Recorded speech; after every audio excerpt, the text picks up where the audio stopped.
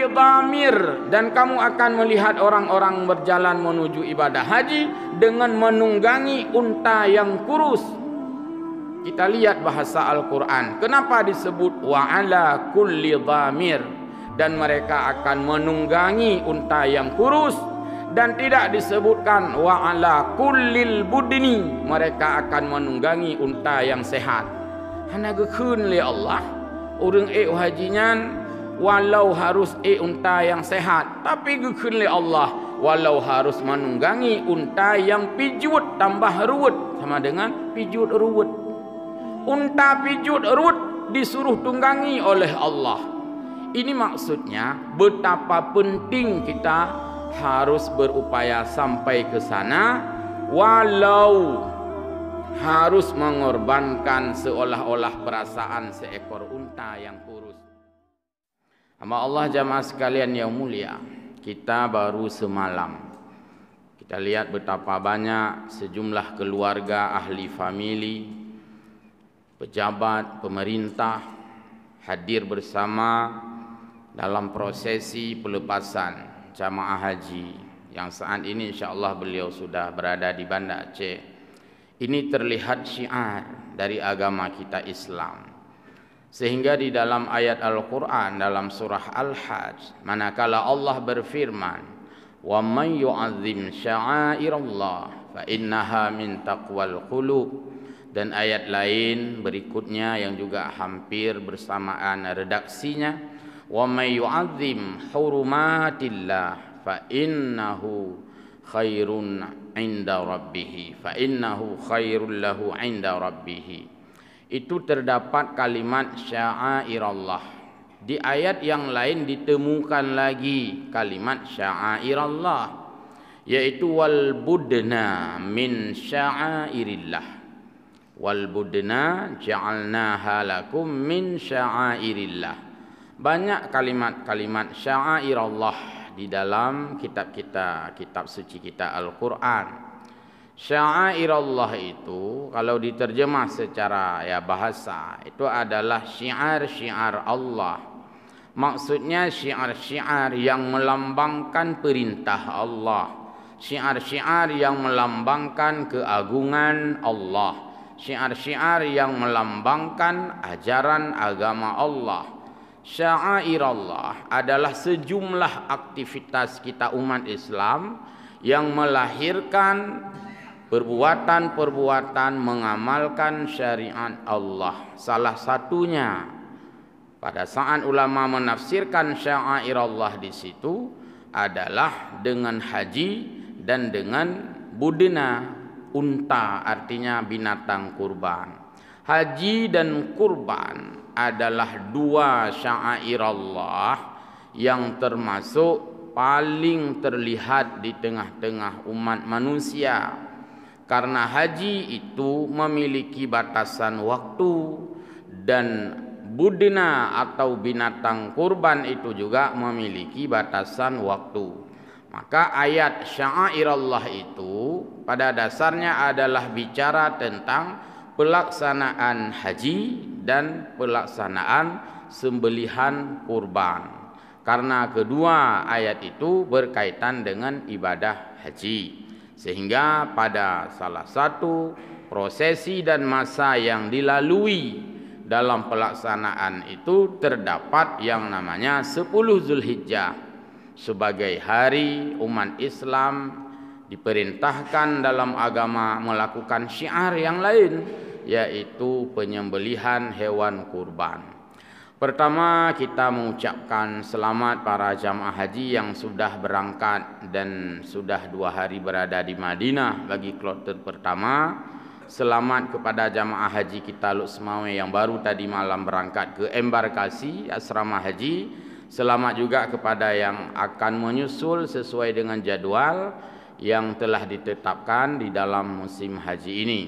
Hamba Allah yang berbahagia, di dalam Al-Quran Allah menyebutkan wa atimul hajja wal umrata lillah, sempurnakanlah haji dan sempurnakanlah umrah lillah, karena Allah. Maka ibadah itu ibadah yang semata-mata, Bukan hanya itu, tapi semua yang notaben ibadah itu adalah lillah, karena Allah.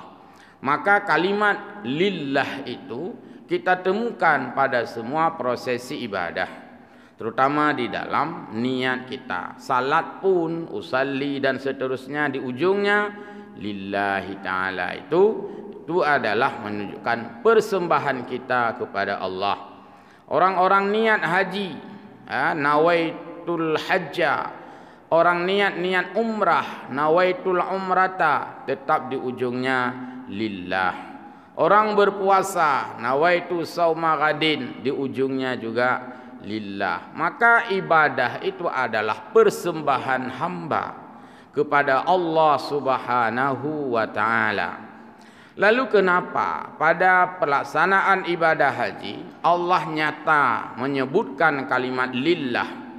Bahkan bukan hanya lillah pada ujung, tapi terdapat lillah juga pada pangkal ayat. Kita bandingkan dua ayat. Pertama, ayat yang kita baca tadi, wa atimul hajja wal umrata lillah. Itu kalimat lillah ada di ujung kalimatnya. Sempurnakan haji, sempurnakan umrah karena Allah. Kalimat ayat yang kedua, lillahnya didahulukan penyebutan, yaitu walillahi 'alan nasi hajjul baiti man istata'a ilaihi sabila. Duluan disebut lillah, baru kemudian disebut haji. Kalau ayat pertama duluan haji, baru belakangan disebut lillah. Ini kalau di-cross, kalau ditukar ayat itu, maksudnya kalau dibolak-balik daripada kedua ayat itu, kemanapun dilihat, dari sisi manapun dilihat, tetap yang muncul adalah kalimat lillah itu. Disebut ayat pertama lillah, ayat kedua juga lillah. Mau dibilang haji yang pertama tetap lillah juga, dibilang lillah yang pertama, haji yang kedua lillah juga. Seolah Allah ingin mengatakan kepada kita, ketika kamu hendak berangkat haji, pasanglah lillah. Maka orang-orang yang beribadah haji itu sudah pasang lillah. Karena sudah pasang lillah, semoga dia sampai ke tanah suci. Karena kumpul uang itu karena Allah. Nabung sikit-sikit, nabung pelan-pelan, nabung beberapa ratus ribu rupiah, dimulai dari angka-angka yang kecil juga lillah. Kemudian menyisihkan waktu juga lillah. Pejabat harus menyisihkan waktu untuk cuti besar, menunaikan ibadah haji. Kenapa dia mampu cuti? Karena lillah juga. Orang-orang yang jualannya laris, dia terpaksa tidak jualan sementara, fokus kepada haji karena lillah. Kalau tidak karena lillah, maka kita akan terus-menerus beralasan dengan aktivitas kita. Maka pasanglah lillah, semoga kita hadir ke tanah suci. Yang kedua, ketika disebut lillah pada ujung ayat, wa atimul hajja wal umrata lillah, seolah Allah mengatakan, sebagaimana kamu ketika datang ke tanah suci karena Allah, maka ketika pulang pun kamu tetap saja karena Allah. Maka haji yang sudah dilakukan itu semata-mata karena Allah. Sedangkan ibadah yang lain tidak disebutkan lillah pada ayat, padahal juga maksudnya karena lillah, tapi tidak tersebut dalam ayat karena ibadah yang lain ibadah yang berulang. Ketika ibadah itu fasad, ketika ibadah itu rusak, mudah untuk diganti. Karena tidak butuh biaya yang banyak, tidak butuh waktu yang lama. Sementara jika haji itu rusak, jika haji itu gagal, maka tidak memungkinkan semudah itu orang akan mengulangi kembali ibadah haji. Dan kita telah diberi pelajaran secara faktual dan nyata hari ini, bagaimana sulitnya untuk menunaikan ibadah haji itu bukan lagi faktor manistata'a atau istita'ah. Yang dulu kita selalu kalau mau beribadah haji alasannya ilung golom lunjau haji. Alasannya hanya karena golom mampu. Tapi hari ini alasan belum haji bukan lagi belum mampu secara finansial. Bukan tidak sanggup membayar biaya perjalanan ibadah haji. Walaupun kemarin kita mendengar, membaca ada beberapa jamaah tidak sempat naik haji karena belum melunasi, itu karena persoalan yang sudah mendadak. Persoalan yang sudah kepepet waktu. Ada juga yang sudah melunasi dulu karena Covid sudah menarik kembali. Tapi rata-rata hari ini orang belum sempat menunaikan ibadah haji bukan lagi karena faktor tidak ada uang, tapi faktor tidak ada ruang, tidak ada kesempatan yang begitu mudah ditemukan. Antrian 20, 25 hingga 30 tahun mendatang. Ini adalah kesempitan ruang, bukan kesempitan uang. Uang boleh jadi hari ini tidak sempit, tetapi ruang semakin sempit, maka bersyukurlah yang sempat mendapatkan ruang yang sempit itu. Allah berikan keluasan dari puluhan tahun dan puluhan bahkan ratusan juta. Hari ini ada 5.500 ribuan orang yang sedang antri. Ketika kita terpilih, ini adalah rahmat dan nikmat Allah. Tidak mudah mengulangi kembali. Maka Allah mengatakan, sekali hajimu itu pastikan terkonek dengan lillah di awal dan terkonek dengan lillah di akhir juga. Maka para duyufullah, duyufur rahman, tamu-tamu Allah yang hadir ke sana itu semata-mata untuk mendapatkan kesempatan yang Allah berikan itu belum tentu kepada semua orang. Dipanggil untuk semua orang. Firman Allah dalam Al-Quran, wa'adzim finnasi bil haji ya'tuka rijalan wa ala kulli dhamir ya'tina min kulli fajjin amik. Itu seruan dan panggilan. Panggilan haji sudah kepada semua orang tersebar dan terinformasikan. Jadi kalau dibilang apakah kita sudah dipanggil haji, ya sudah, karena Allah sudah berfirman kepada Nabi Allah Ibrahim. Allah sampaikan, wa'adzim finnasi, panggillah manusia bilhad, agar mereka menunaikan ibadah haji. Kalau sudah dipanggil, ya'tuka rijalan wa ala kulli dhamir, kamu hai Ibrahim, kata Allah, akan melihat bagaimana orang-orang datang itu dengan jalan kaki, rijalan, tap tup tak teh. Orang-orang dekat datang dengan berjalan kaki, getap tup saja. Orang naik haji tentu bagi orang-orang yang dekat. Wa ala kulli dhamir, dan kamu akan melihat orang-orang berjalan menuju ibadah haji dengan menunggangi unta yang kurus. Kita lihat bahasa Al-Quran. Kenapa disebut wa ala kulli dhamir, dan mereka akan menunggangi unta yang kurus, dan tidak disebutkan wa ala kullil budni, mereka akan menunggangi unta yang sehat. Hana gekun li Allah urang hajinya walau harus unta yang sehat, tapi gekun li Allah walau harus menunggangi unta yang pijut tambah ruwet, sama dengan pijut ruwet. Unta pijut ruwet disuruh tunggangi oleh Allah. Ini maksudnya betapa penting kita harus berupaya sampai ke sana, walau harus mengorbankan seolah-olah perasaan seekor unta yang kurus. Sekiranya unta itu kurus mengatakan, wahai yang majikan, kan saya seekor unta, kan saya kurus, kasihanlah engkau menunggangi saya. Aku punya dua long kan unta yang pijut.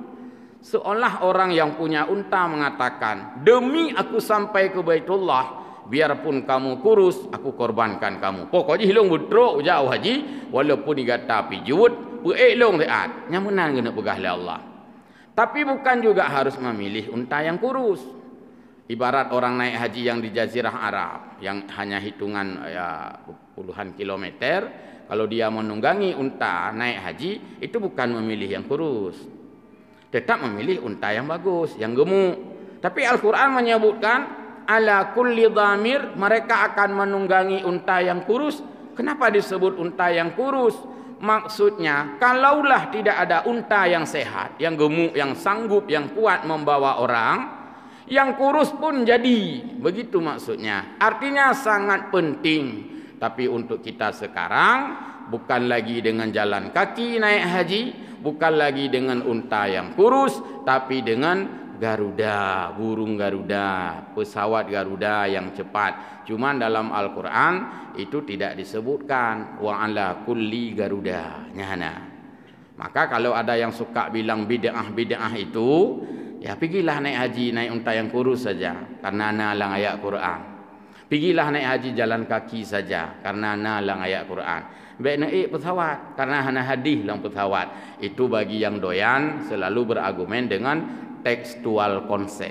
Tapi bagi kontekstual konsep, tentu ketika Allah mengatakan mereka akan jalan kaki, mereka akan naik unta yang kurus, itu maksudnya mereka akan berupaya datang dengan fasilitas yang ada pada waktu dan masanya. Hari ini tidak lagi unta yang kurus, yang ada adalah pesawat terbang, tapi tetap saja ayat Quran tidak boleh diganti. Bentuk ganti yang dhamirnya dengan pesawat. Ya, lanjut. Allah jamaah salat subuh yang berbahagia. Syiar yang kedua min sya'airillah. Wal budna ja'alnaha lakum min sya'airillah.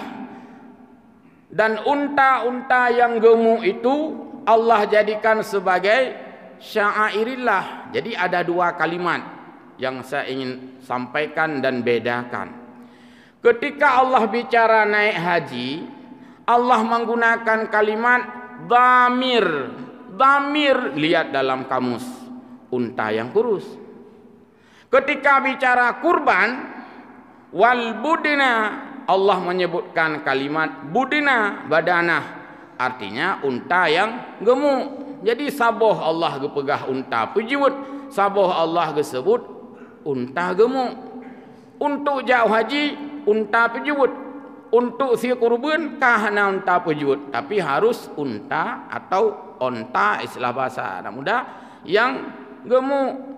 Karena unta yang kurus itu untuk dikendarai, bukan untuk dimakan.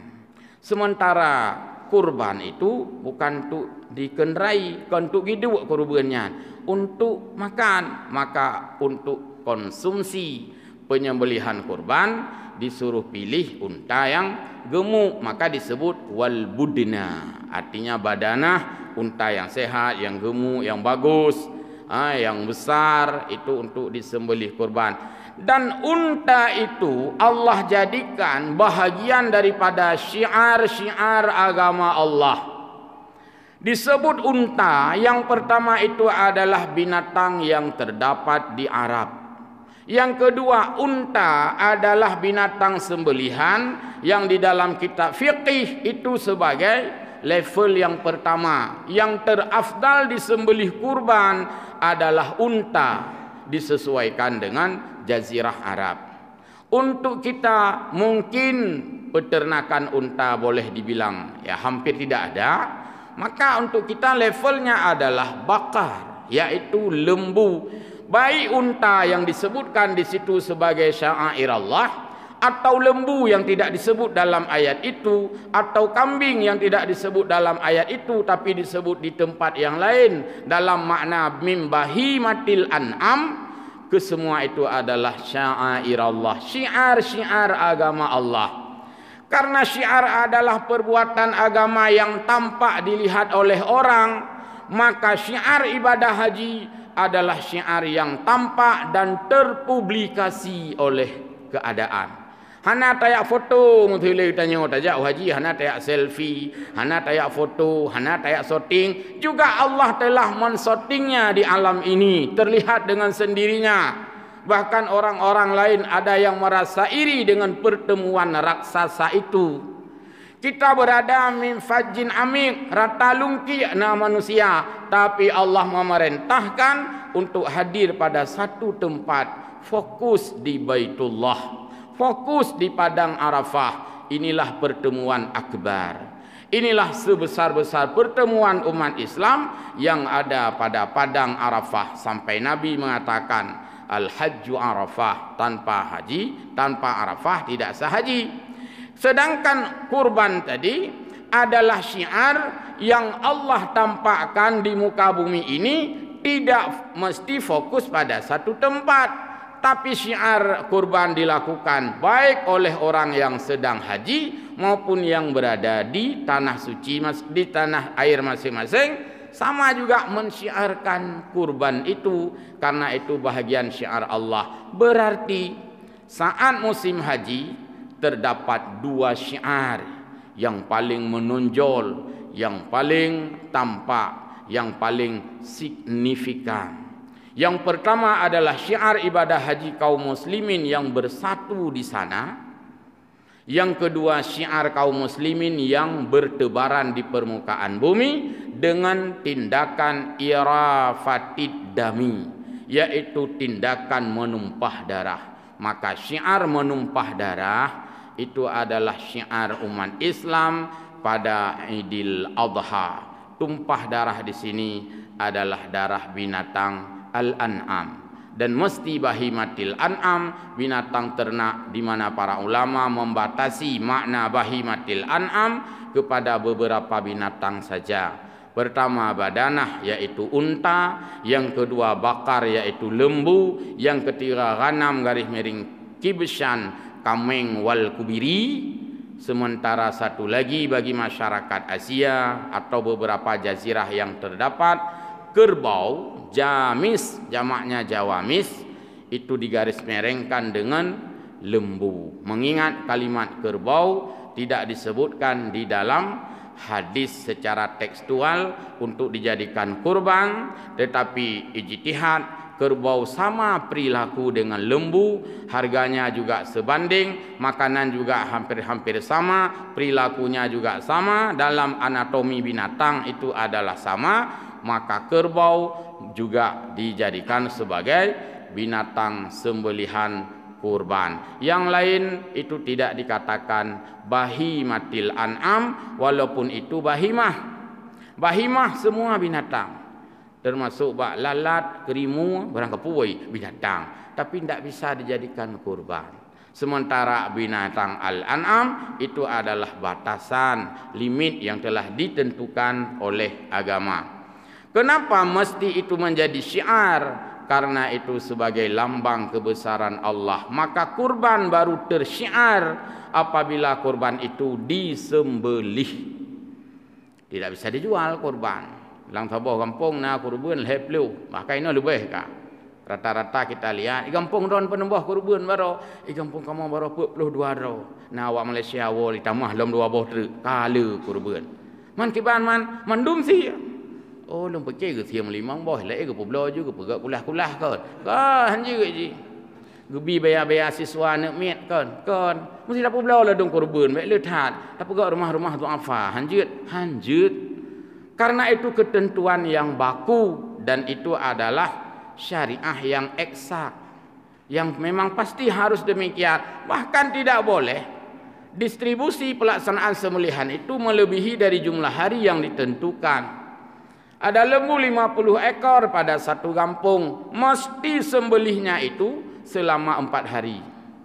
Hari Idul Adha 10 Dzulhijjah, kalau enggak sanggup tambah besok 11, enggak sanggup lagi tambah hari lusa 12 Dzulhijjah, enggak sanggup atau enggak habis, habis di ramai dathat, dia dathat, boleh tanggal 13 Dzulhijjah. Tapi lebih dari itu tidak dibenarkan lagi, karena waktunya sudah berakhir, artinya sudah tidak sah lagi. Maka inilah syariat, maka perlu disyiarkan, sehingga syiar kurban kita di tanah air ini semoga masif dan terlihat semarak. Bagi yang memiliki kemampuan memiliki keluasan, memiliki kelebihan rezeki yang Allah berikan, maka mari kita semarakkan salah satu dari firman Allah. Di samping fasalli, kita laksanakan salat Idul Adha nanti, kita iringi dengan wanhar, yaitu semarak menyembelih kurban. Menyembelih kurban juga itu bahagian daripada min taqwal qulub. Kenapa orang mau menyembelih kurban? Sama dengan kenapa orang menunaikan ibadah haji. Kan habis uang itu, ya karena Allah. Kurban kan habis uang, ya juga karena Allah. Maka berbahagia orang-orang yang pandai dan cerdik menyisihkan, mengalokasikan rezeki yang Allah berikan, dilaksanakan ibadah kurban yang bernilai humanistik, bernilai kemanusiaan, bernilai sosial, sebab kita memang sebagai makhluk sosial yang Allah menganjurkan kita peduli sosial, careness kepada sesama manusia, salah satunya dalam bentuk ikatan, kekuatan, kebersamaan dan kesatuan umat Islam. Pada saat kurban dilaksanakan, terikatlah 3 komponen manusia. Sebagaimana firman Allah, fakulu minha, makan olehmu kurban itu, wa at'imul qani'a, berikan pada orang-orang yang cukup walaupun tidak meminta karena dia kaya, karena dia mampu. Mana ada orang berani minta kurban, pergi sama tungku imam, hai Nabi long sabuh kurban, Nabi sabuh porsi kurban, ya gelake takut tu tanya oleh ku imam, iran kan pegawai negeri kepunek lake kurban, ataina mandum bedaleh pegawai negeri. Ada orang-orang yang memang ketika tidak mendapatkan kupon kurban, ini mu'tar namanya, artinya dia sangat butuh. Jadi kurban itu tidak seketat zakat. Kalau zakat tidak boleh diberikan kepada orang yang di luar senif. Kalau kurban nampaknya hanya dibagi 3 saja, yaitu fakulu minha, makan olehmu yang punya kurban, wa ataimul qani'ah, berikan orang-orang yang tidak meminta sekalipun, wal mu'tar, berikan pada orang-orang yang memang nampak dia sangat membutuhkan. Jadi lihat kalimat Allah, kurban itu tidak ada perintah minta. Kurban itu tidak ada perintah minta. Yang ada adalah perintah memberi. Fakulu minha, berikan kepada mereka. Pertama yang punya kurban. Jadi rumpo kurbannya adik anak payah laki gejau li panitia. Anak payah laki betul kan? Panitia memberikan juga kepada yang punya kurban. Yang kedua, orang-orang yang mampu kan enggak berani meminta itu, diberikan juga dia, karena memang hana perintah laki, yang na perintah jo bentre hai ganya hana nabi kurban, hai ku hana laki-laki, oh baik ganya na yo, karena memang tidak ada perintah meminta kurban, yang ada perintah membagi. Kenapa diizinkan kurban disuruh berikan kepada yang punya kurban? Sebagai rasa kebersamaan. Kenapa dibenarkan memberikan pada yang qana'a, yang qani', yang enggak berani meminta? Karena itu sebagai rasa kegembiraan. Karena itanya barang yang gebi dengan yang barang geblo, beda rasa. Pasti beda rasa itu. Acina euna pajauh miu deung. Asamurana. Ladam pajauh miu deung, hana samurat, pat beda. Yang pajuh gobi hana samurat, yang pajuh belau kedro asamurat. Jadi sia kurbannya insyaallah hana asamurat, sebabnya barang gobi. Silakan cicipi kurban, dan itu sebagai bahagian daripada syiar agama Allah. Sunat yang punya kurban pun ikut mencicipi untuk menggelorakan rasa kesemarakan kurban. Sembelihlah kurban pada waktu duha, supaya tidak hilang substansi nama itu. Adha diambil dari kata duha.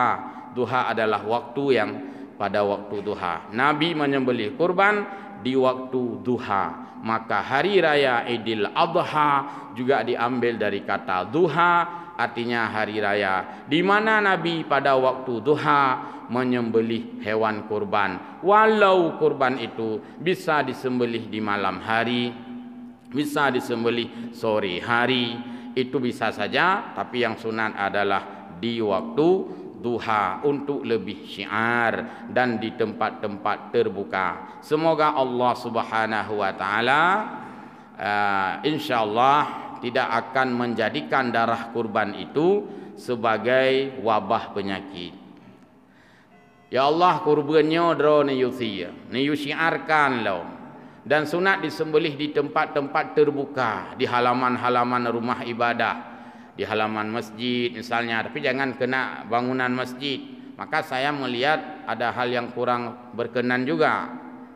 Masa, mohon maaf nih, saya tidak menyebutkan tempatnya, mungkin bukan di kita. Kalau memang kurban itu syiar, walaupun itu syiar, jangan kurban itu darah-darahnya itu tetap najis. Kurbannya syiar, perintah Allah, sunnah muakkadah. Tapi darah kurban, darah yang namanya darah, walaupun darah itu pada kurban, juga darah itu tetap saja najis. Hana istilah nyo darah kurban, hana najis, hana najisnya. Maka janganlah daging kurban itu setelah dipotong-potong, ditumpuk atau keramik atau atau alam sejid. Ada jet baiknya. Kurang nyaman sepertinya dilihat. Pergi tumpukan daging itu di atas lantai masjid.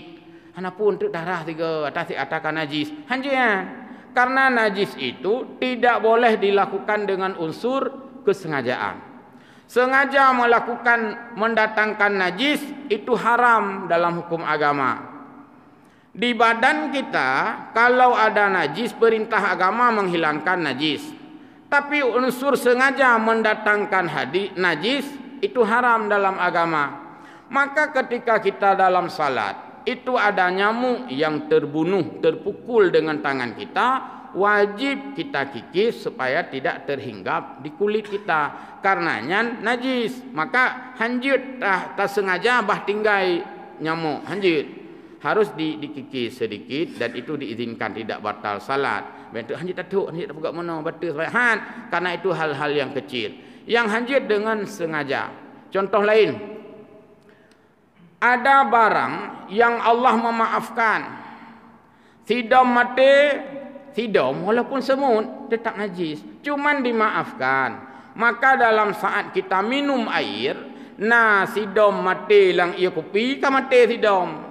Gepu maaf, apakah semut tidak najis? Najis, karena semua yang mati itu, makhluk itu mati, najis. Cuman dimaafkan. Karena semut tidak berdarah, dimaafkan. Mati jamuk, gepu maaf. Mati lalat, gepu maaf. Keralup, sama itu, karena tidak berdarah binatang itu. Itu barang dimaafkan. Tapi sengaja tak minta sidom tapi mati tak tik lang iya. Nyan harum, hai kak minta sidom dua boh. Katik je nak ia kopi, hana pupu maaf. Nyan harum. Kalau semut mati dengan sendirinya di dalam gelas, kita buang semut, itu dimaafkan. Maka jangan juga mudah-mudah membuang air. Kau kedih ia kopinya apa kan? Apa kita mang sidom? Padahal sidom BO sekarang. Tajok sidom, tabah. Tajib kopinya yang gepidin lah agama. Yang hang pidin, kau tak kopi, kajib sidomnya. Nyan yang maaf. Mudah-mudahan ada manfaat apa yang kita sampaikan. Intinya tadi adalah kita terharu dengan semangat syiar Allah melalui ibadah haji dan ibadah kurban yang akan kita hadapi beberapa hari lagi mendatang. Amin ya rabbal alamin. Mohon maaf. Wallahul muwaffiq ila aqwamit thariq. Wassalamualaikum warahmatullahi wabarakatuh.